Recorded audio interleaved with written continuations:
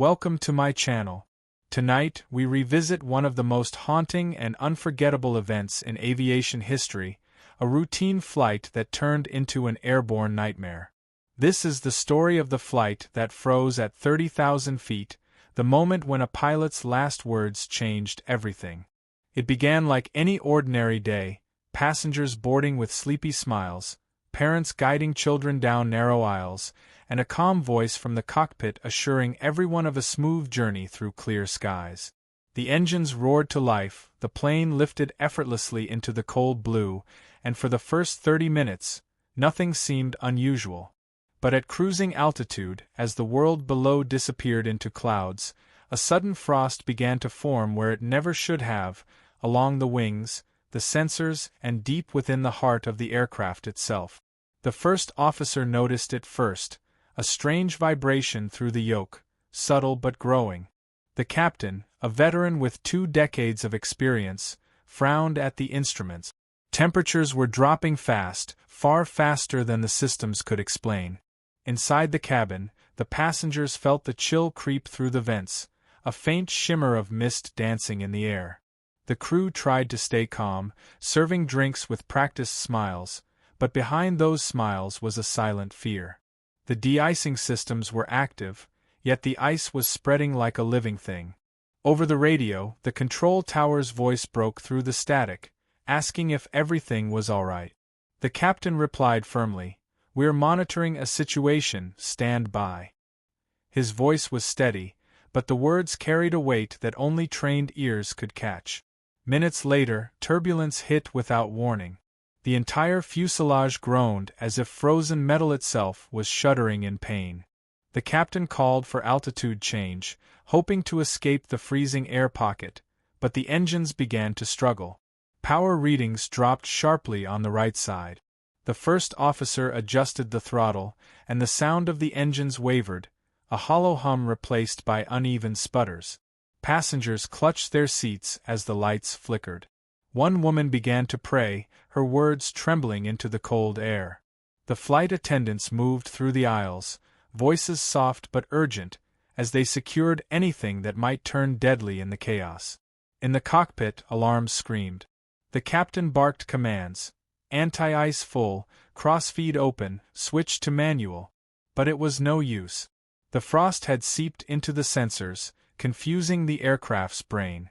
Altitude readings danced erratically, speed indicators froze mid-numbers, and both men were flying blind.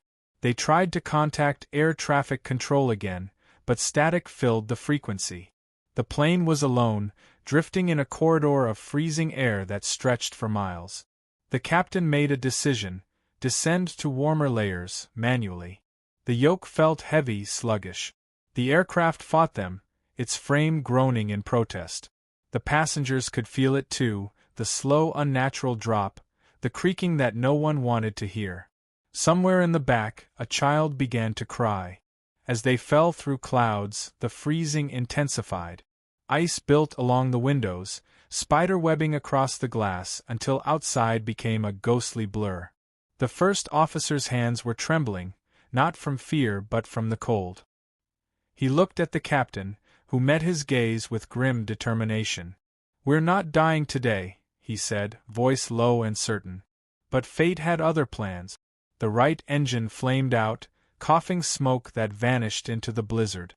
The plane lurched violently to one side. Inside the cabin, screams erupted as luggage tore free and oxygen masks dropped like pale ghosts from the ceiling. The captain struggled to stabilize, fighting the controls with every ounce of strength. The first officer broadcast a desperate mayday, his words breaking through the storm of static: engine failure, severe icing, unable to maintain altitude. At that altitude, seconds mattered. The left engine began to lose thrust, the gauges plummeting. The flight was gliding now, a massive metal bird caught in a deadly freeze. The ground radar had lost them. All the control tower could hear was a whisper, an open mic picking up the chaos inside the cockpit. In those final moments, the captain's calm voice returned.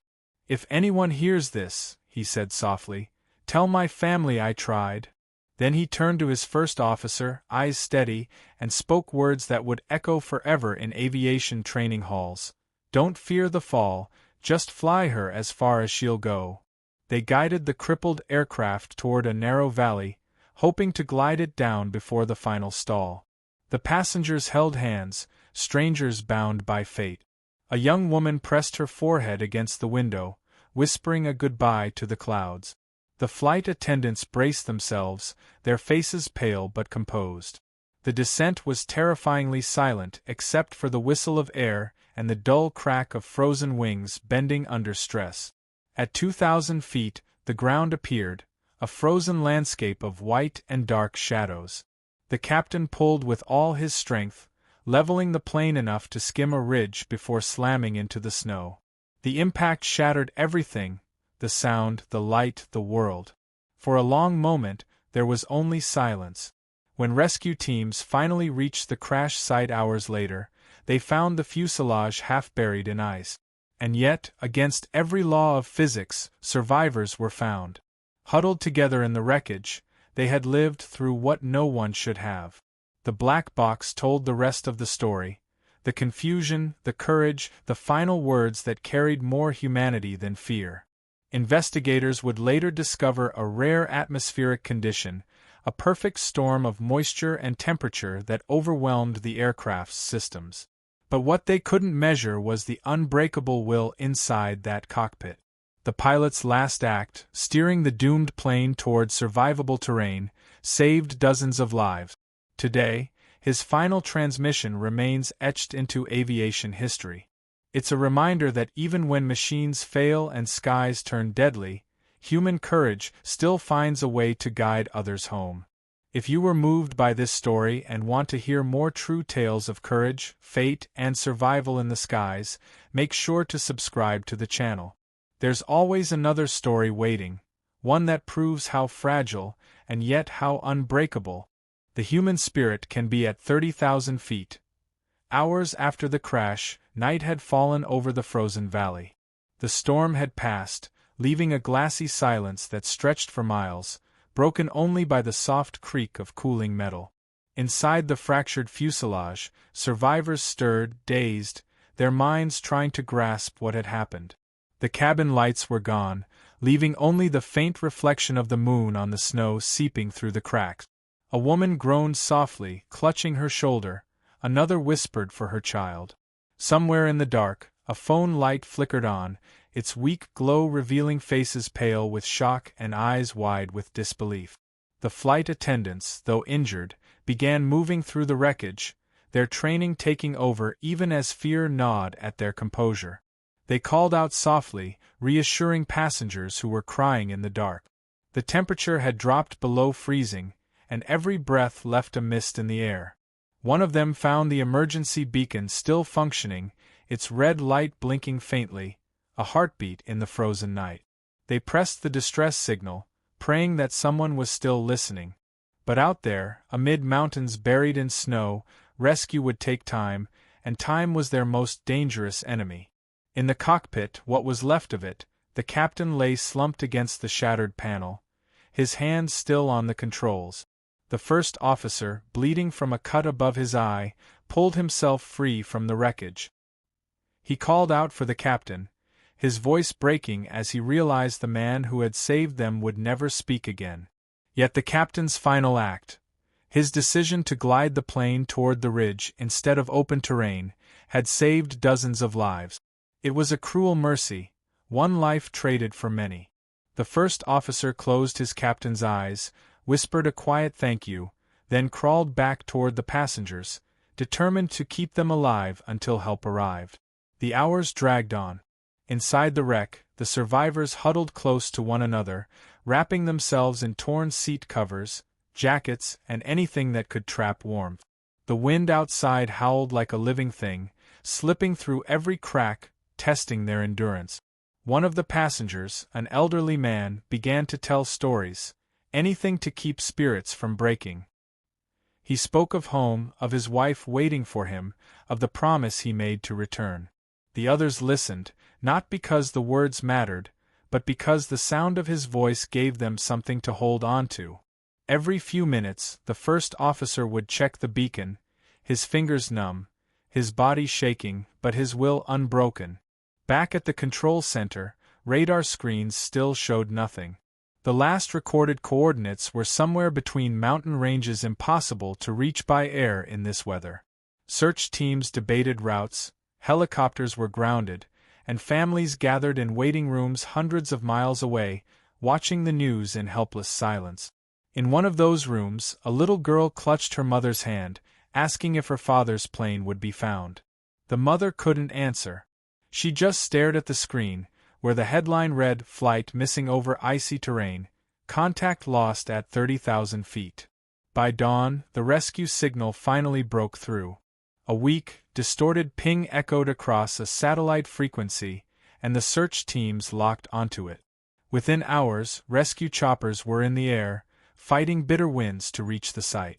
When they spotted the glint of twisted metal half buried in the snow, one pilot whispered a prayer. The survivors heard the distant thump of rotor blades long before they saw the lights cutting through the fog. Cries of relief filled the fuselage, some laughing, others sobbing uncontrollably. The first officer stumbled out into the snow, waving a flare with trembling hands. The moment the rescue team landed, they saw him collapse, half-conscious, still trying to speak. His first words were not about himself. "They're alive," he said. "Most of them are alive." It took nearly 6 hours to evacuate everyone from the wreck. Medics worked in freezing temperatures, wrapping survivors in thermal blankets, treating frostbite, and carrying the wounded down treacherous slope. The news broke across the world within minutes. Miracle survival in frozen mountains, passengers found alive. Families cried tears of joy as names appeared on the survivor list, but for some, the names never came. The final count revealed those lost, including the captain whose steady hand had guided them to that frozen ridge. His name would soon be known around the world as the man who refused to give up. When investigators reached the wreck days later, they retrieved the flight recorders. Inside the black box, the final 30 minutes told a story of heroism, teamwork, and impossible calm under pressure. They listened to the captain's final voice. His calm instructions, his encouragement to the first officer, and his last words, spoken in the same unshaken tone he used at the start of every flight, "Keep her steady." Those words became a symbol in aviation schools, a lesson on leadership in the face of death. The crash investigation would reveal that a rare combination of freezing moisture and equipment failure led to catastrophic icing, a scenario so unlikely that no simulation had ever predicted it. But even as experts debated what could have been done differently, one truth remained. It wasn't technology that saved the survivors. It was human instinct, courage, and the will to keep fighting in a sky turned hostile. The flight that froze at 30,000 feet would be remembered not just for its tragedy, but for the strength found within that tragedy, the moment when fear met resolve, and resolve refused to break. The investigation team returned days later, combing through wreckage now encased in layers of ice and snow. The site felt like a graveyard in the clouds, the mountains standing silent around the scar the aircraft had carved into the valley. Every step crunched through frost, every sound echoed hollow against the frozen metal. They moved carefully, reverently, knowing this was not just debris. This was the story of lives interrupted, of courage and chaos suspended in time. The black box had already been sent for analysis, but what remained here were fragments of the final moments. Torn safety cards, cracked instruments, burned seat fabrics, and the haunting smell of frozen fuel.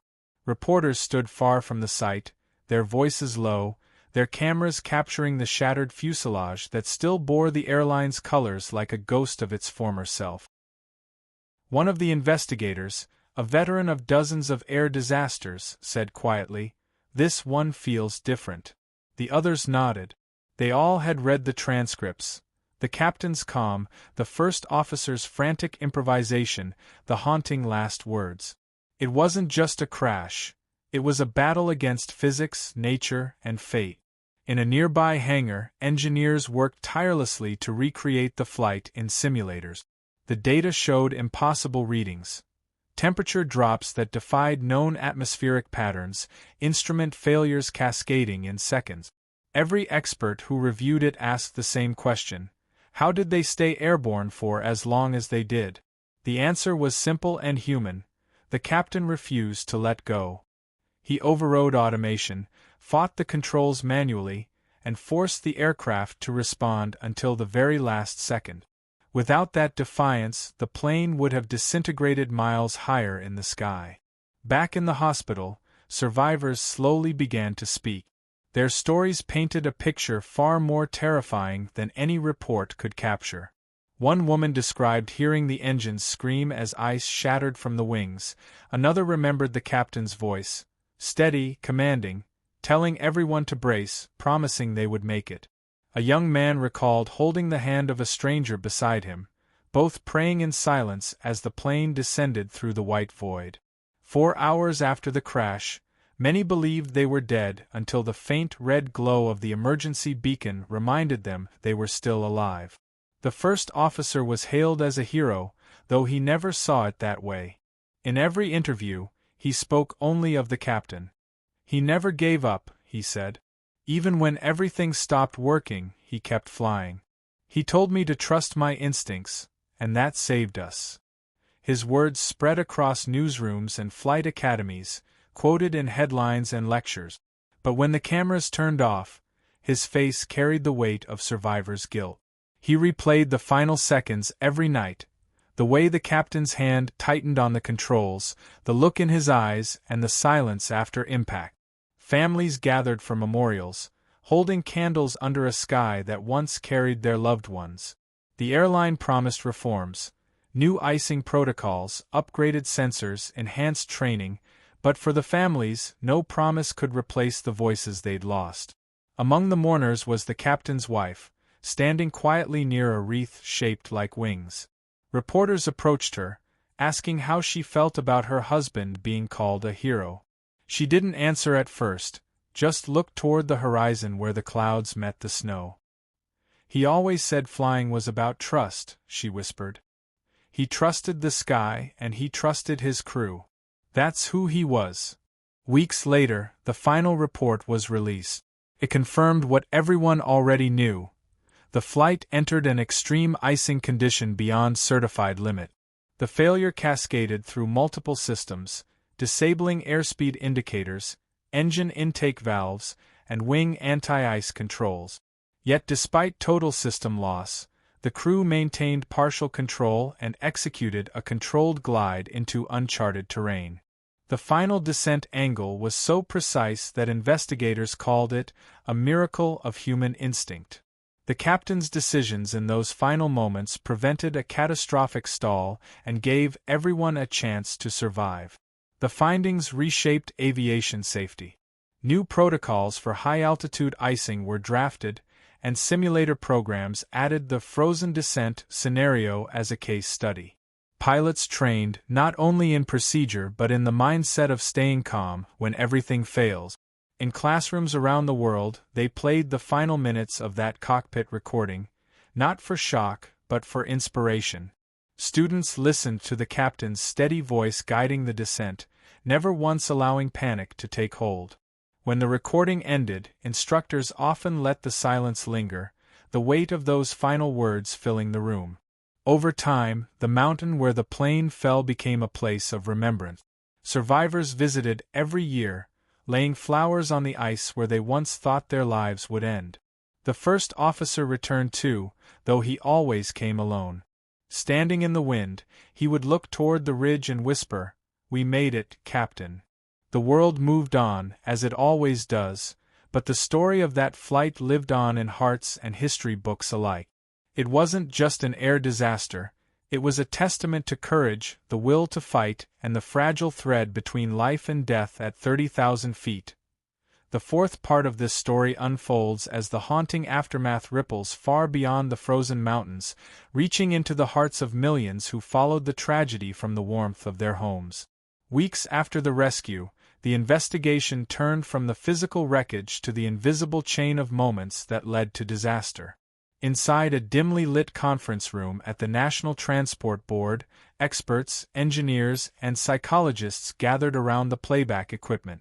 The room fell silent as the audio of the cockpit voice recorder began to play. The captain's steady tone filled the air once again, layered with background alarms and the groan of straining metal. "We're losing thrust," the first officer said. "Keep her level," the captain replied, his voice calm, almost fatherly. Then came the sound that made everyone in that room shiver, the shrill ice warning followed by static. And then, silence. No one spoke for a long moment after the recording ended. These were professionals who'd heard countless tragedies before, but this one felt different. There was something deeply human in the way those two men had fought until the end, not for themselves, but for everyone behind them. The investigator in charge finally exhaled, rubbing his forehead. "You can't train that," he murmured. "That's not procedure. That's heart." The final transcript would later become mandatory study material, not only for pilots but for engineers and psychologists who worked to understand human resilience under extreme stress. Meanwhile, the surviving passengers were scattered across hospitals, dealing with both physical wounds and invisible scars. Nightmares haunted their sleep, the sound of cracking wings, the jolt of the final impact, the faces of those who didn't make it. One woman, a teacher from Colorado, described in an interview how every sound of rushing air made her freeze. "I see frost on the windows, I hear the captain's voice, and I'm back there," she said. "But then I remind myself, I survived because of him." Her words resonated with millions watching, and soon letters and messages poured in from across the world addressed to the first officer and the families of the crew. They came from pilots, from students, from people who had never flown before but felt connected to the courage that defined those last minutes. The airline, under immense pressure, began revising its systems. Teams of engineers worked through sleepless nights, running simulations on new de-icing technologies and better sensor protection. Each test carried the memory of that flight like a whisper in the hangar air. Executives visited the survivors' families, not for press but for apology. In one quiet meeting, the company's CEO handed the captain's family a flight logbook, restored from the wreck. Inside, the last entry, scribbled in pencil, simply read, "Routine flight, clear skies." It was a haunting irony that the sky itself would betray him hours later. Months passed, and the story refused to fade. Documentaries aired, calling it The Miracle on Ice Ridge, and memorials were built in both the mountain valley and the hometown of the crew. At each ceremony, the first officer stood apart from the crowd, eyes distant, listening to the wind. When asked why he never gave public speeches, he answered softly, "Because the man who deserves the words isn't here to say them." He'd returned to flying after a year of recovery, though he carried the weight of memory in every takeoff. Other pilots said they noticed a quiet intensity in him, a reverence whenever the plane broke through the clouds. One evening, months after the crash, a letter arrived at his home. It was from a passenger who had survived, a young mother who had been sitting in row 14. She wrote, "When the plane was falling, I thought of my son. And then I heard your captain say, 'Hold on, we're still flying.' I believed him. That belief saved me. I just wanted you to know that every night when I tuck my son into bed, I tell him about the men who refuse to give up." The first officer read the letter 3 times before placing it beside a framed photo of his captain. Years later, when training a new generation of pilots, he finally told the story in full. He described the cold that crept through the cockpit, the static-filled radio, the moment the right engine went dark. But most of all, he described the silence. The kind that comes when every system dies, and the only thing left is instinct. In that silence, he said, you don't think of fear. You think of everyone counting on you. That's what kept us alive. His voice trembled as he spoke, but he didn't stop.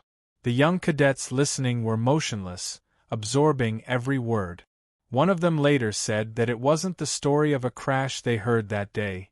It was the story of courage becoming something bigger than survival. In the years following, aviation technology advanced rapidly. The tragedy spurred innovations in sensor heating systems, atmospheric analysis, and emergency response protocols. The event changed how pilots were trained, not just in handling aircraft, but in handling themselves when all else failed. The first officer would go on to serve as a senior flight safety advisor, dedicating his life to ensuring no other crew would face what they did without warning. But no matter how much time passed, he would often return to that mountain. Locals learned to recognize him, a solitary figure standing in the wind where frost met sky. Each visit was the same. He'd set a small model airplane on the snow, whisper a few words only he could hear, and walk away without looking back. When asked once by a journalist why he kept returning, he answered with a faint smile, "Because he's still flying up there." The crash that froze at 30,000 feet became more than an entry in aviation history. It became a story of faith, leadership, and the fragile bond between man and machine. To the world, it was a tragedy that revealed human limit. But to those who lived it, it was proof that the human heart has none. If this story moved you, if it reminded you that courage often lives in the quietest voices, then I invite you to stay with us for more true accounts from the skies. Subscribe to the channel for more documentaries that honor not just the machines that carried us, but the people who made the impossible decisions when the sky turned against them. As the years passed, the story of the flight that froze at 30,000 feet transformed from a news headline into a legend whispered through aviation schools, documentaries, and even passenger tales told mid-flight. But for those who lived it, the pain never quite faded. Part 5 begins in the quiet corridors of a memorial museum dedicated to air safety. Glass displays shimmered under soft lights, showcasing fragments from the crash. The captain's damaged wristwatch, a piece of the frozen fuselage, a child's stuffed bear recovered from the wreck. People who came to visit often stood longest before a single object. The cracked cockpit control panel, its handles still marked with the captain's fingerprints, frozen in the position of his final command. Every visitor felt a chill in that room. Not from the temperature, but from the weight of what those final seconds represented. Beside the display was a plaque engraved with the captain's words, "Don't fear the fall, just fly her as far as she'll go."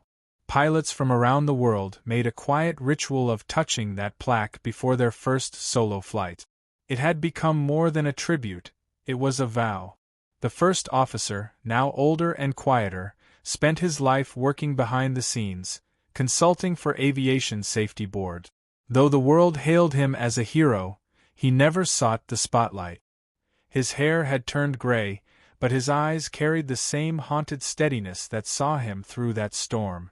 One morning, he was invited to speak before a group of trainee pilots in a new aviation academy. The room was filled with bright, eager faces, their notebooks ready.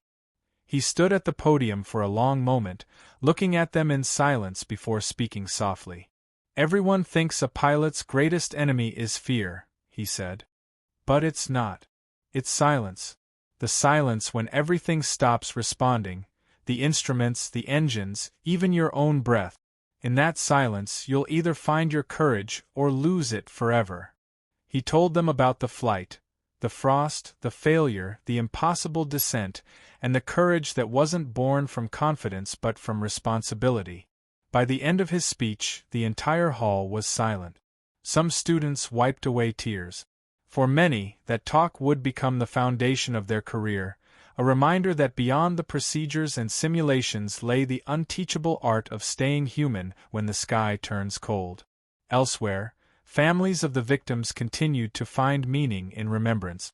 The captain's wife had dedicated her life to counseling families of aviation disasters. She often said, "Loss is like altitude, it changes your view of everything below." Each year, she returned to the ridge where the wreckage had once rested, bringing flowers that froze quickly in the snow. The mountain was silent now, but when the wind blew just right, it carried a sound eerily like an engine far above. Locals said it was the echo of the flight still crossing the sky. 10 years later, a documentary crew followed the first officer back to the crash site. Cameras rolled as he stepped onto the snow again, the same landscape that had once been his hell. He knelt by the memorial stone and placed his gloved hand on the ice. "He saved them," he whispered. "He saved us all." The camera zoomed in as he looked toward the horizon, where sunlight cut through thin mist, giving the illusion of wings spread across the mountains. Viewers around the world wept as his words aired that night. If there's anything this story should teach you, it's that even when everything freezes around you, the human heart keeps beating. Behind the scenes, the aviation industry had changed forever because of that one flight. New de-icing regulations had been implemented across the globe. Planes were fitted with smarter temperature sensors and secondary heating lines that could detect anomalies before they became deadly. The crash was no longer seen as just a failure, it was the spark that prevented countless others. Yet even with these advances, experts still admitted one undeniable truth. Technology can fail, but the human instinct to fight for life remains unmatched. As the documentary aired, people took to social media, flooding the comments with tributes and gratitude. One viewer wrote, "I was afraid of flying for years. After hearing this story, I realized how much trust we place in the hands of those who carry us through the sky." Another commented, "Heroes aren't just those who land safely, they're the ones who never stop trying." The broadcast reignited public admiration for pilots and flight crews, reminding the world that every journey through the air is an act of faith. In his later years, the first officer moved to a small house near an airfield, where the constant hum of takeoffs and landings became a strange comfort. He would sit on his porch at dusk, coffee in hand, watching the trails of airplanes streak across the darkening sky.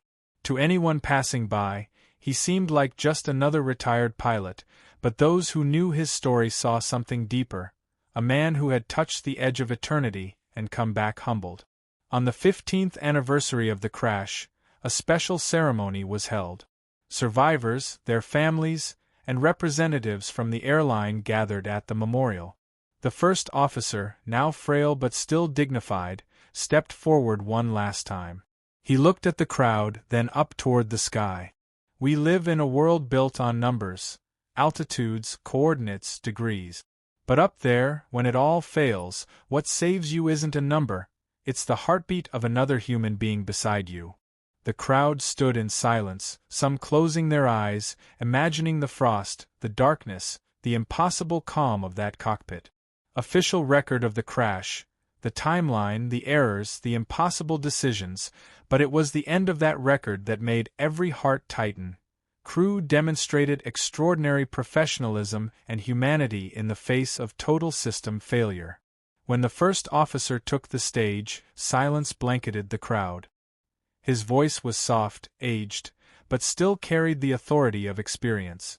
"We were trained for everything," he said, "but not for that kind of silence. The kind that tells you no one's coming to save you, and you must become your own hope. That's what he did, our captain. He became hope." His hands trembled slightly as he adjusted the microphone. If he could see this today, all of you, all the lives made safer because of what happened up there, I think he'd smile. He'd probably tell me to stop making speeches and get back in the cockpit. Laughter rippled gently through the crowd, but tears followed quickly after. Behind him, a screen began to play archival footage. Photographs of the crew, smiling before the flight. Images of the wreckage. Clips from the rescue. And finally the audio, the captain's final voice. The hall filled with static, then that steady tone. When the ceremony ended, he lingered alone, listening to the distant roar of a jet passing overhead. A tear slid down his cheek as he smiled faintly. "You're still flying her, Captain," he whispered. "Still flying her as far as she'll go." And with that, he walked away from the ridge for the last time, leaving behind a legacy carved not in metal or ice, but in courage. Years later, long after the world had turned its gaze to new stories and new skies, the legacy of the flight that froze at 30,000 feet refused to fade. Part 6 begins under the muted glow of a winter sunrise, where the mountains that once swallowed the doomed flight now stood in silence, their slopes still scarred by the faint outline of the crash site. Snow fell softly over the memorial stone, each flake vanishing into the past like an unspoken memory. Visitors came less often now, but those who did never left unchanged. Pilots, students, and families would stand before the inscription and whisper, "Keep her steady." It was no longer just a quote, it had become a creed passed down through generations of aviators. The first officer, now an old man whose hands trembled slightly when he held a pen, lived a quiet life by a small airfield. His home was filled with mementos, a weathered captain's hat, framed newspaper clippings, and a black box replica given to him by the investigation board as a symbol of honor. Though his hair had turned silver, his eyes still carried that same depth of quiet determination.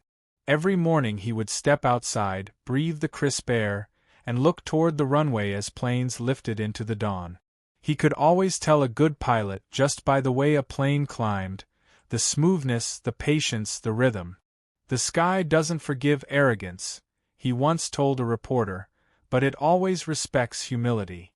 On the 20th anniversary of the disaster, the aviation world gathered again for a commemorative ceremony. This time, it wasn't somber, it was reflective, proud. New generations of pilots who had grown up studying that flight attended in uniform, their eyes shining with respect. The captain's family sat in the front row, his grandchildren clutching small model airplanes. The air was cold, but the atmosphere was warm with reverence. The event's host read aloud their steady. The room went completely still. Even the reporters lowered their cameras. That voice, reaching out from decades past, carried through every corner of the hall, wrapping everyone in a hush that no one dared to break. After the ceremony, the first officer sat alone near the airfield. A journalist approached him quietly and asked if, after all these years, he had forgiven himself. He smiled faintly and looked up at the sky. "Forgiveness isn't the word," he said. "Survival isn't about forgetting, it's about carrying the story forward.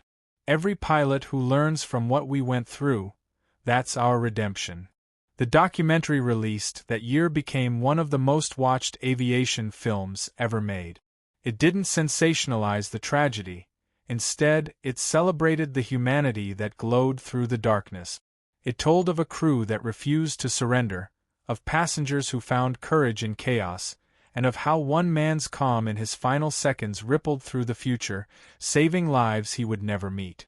Viewers from around the world sent letters again, some from young pilots just beginning their careers, others from passengers who said they now understood the quiet heroism behind every flight. One letter read simply, "To the crew who taught us courage above the clouds, thank you." In his final years, the first officer wrote a memoir. He titled it Through the Ice. It wasn't a technical manual or a recount of errors. It was a reflection on what it means to hold lives in your hands when everything else is slipping away. The last page ended with a line that captured the heart of the entire story. "You never know how much strength you have until the sky takes everything else from you." The book became a staple in flight schools around the world, often read aloud in classes during training on crisis management. The day he passed away, the news spread quietly through aviation circles. Pilots across continents honored him with a simple gesture. They flicked their landing lights twice before takeoff, a silent salute to the man who once fought the storm. That night, the airline that had lost so much 2 decades earlier illuminated their headquarters with blue light, symbolizing the frozen skies that had tested the limits of human courage. Now, decades later, when people talk about that flight, they don't speak of it as a disaster. They call it a turning point, a lesson written not in failure but in perseverance. The mountain ridge remains untouched by modern construction, declared a protected memorial site. Every winter, as snow falls across its slopes, pilots flying overhead report a peculiar feeling, a stillness, a quiet peace that seems to stretch from the clouds themselves. Some say it's imagination, others say it's the echo of the captain's voice still whispering through the wind. And so, the legend endures, a frozen night that taught humanity what it means to fight without hope, and to find meaning even when surrounded by despair. The world of aviation changed because of that single act of defiance against the impossible. In every cockpit checklist, every emergency drill, and every calm voice guiding passengers through turbulence, there lives a fragment of that courage. The story of the flight that froze at 30,000 feet became more than history. It became a reminder that even when everything falls silent, the human spirit never does. Thank you for staying with me through this unforgettable journey of courage, sacrifice, and survival.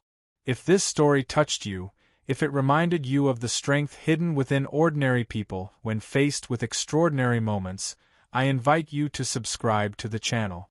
There are more true stories waiting, each one a testament to the unbreakable will of humanity, soaring high above the clouds, where every heartbeat still echoes with hope.